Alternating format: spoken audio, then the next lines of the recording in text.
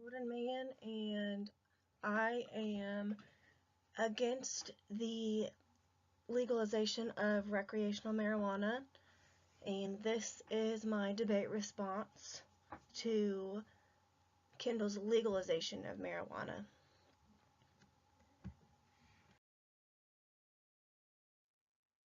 So, marijuana is a gateway drug.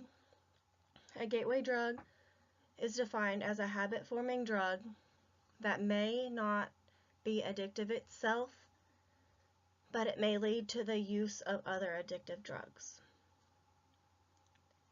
Research shows that once a person tries marijuana, they are more susceptible to trying harder, more dangerous drugs, such as heroin, prescription painkillers, meth, or cocaine. Legalization of marijuana would further increase the amount of individuals to try marijuana. This would eventually lead them to moving on to harder drugs. So she stated that marijuana was used as a Chinese herbal.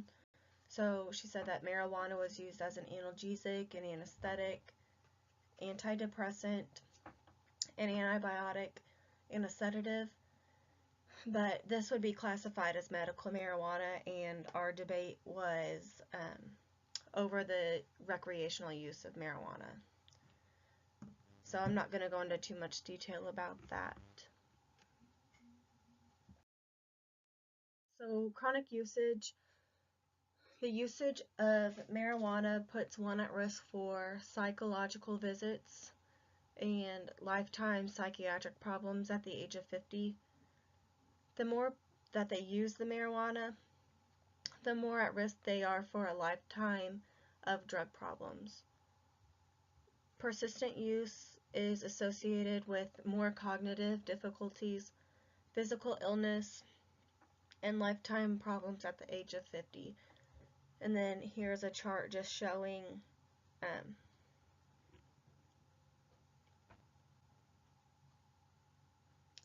how that works there. Health issues. In 2014, German researchers documented that the first known death directed towards marijuana intoxication. During an autopsy, one of the two young men had a serious undetected heart problem, and the other had a history of drug and alcohol use. Those who are at high risk for heart complications should avoid marijuana because it can have effects on the cardiovascular system. Smoking marijuana is worse for your lungs than smoking a cigarette. A marijuana smoker takes a deeper inhalation into the lungs and holds it there longer. So this longer inhalation is exposing your lungs to that smoke. So this further increases your likelihood of lung cancer.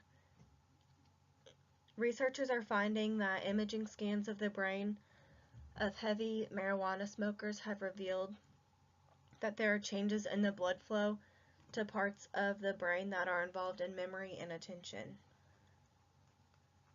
The imaging also shows that there's differences in the size and shape of the thalamus that have also been noted.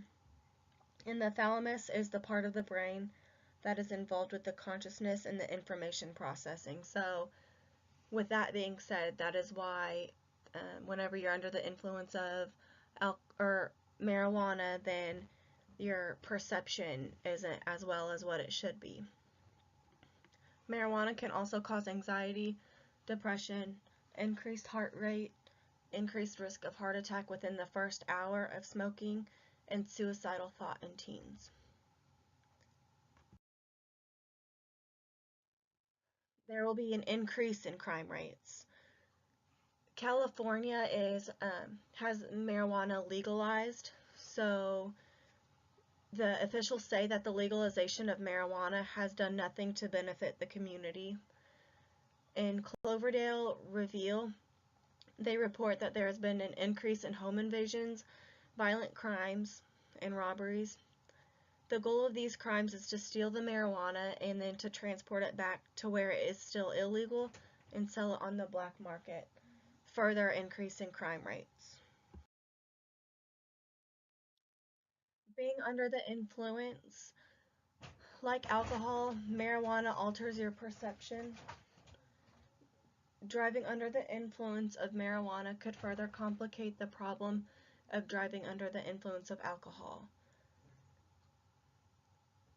It is never okay to drive under the influence under any circumstance, whether it be alcohol, marijuana, or any other drug.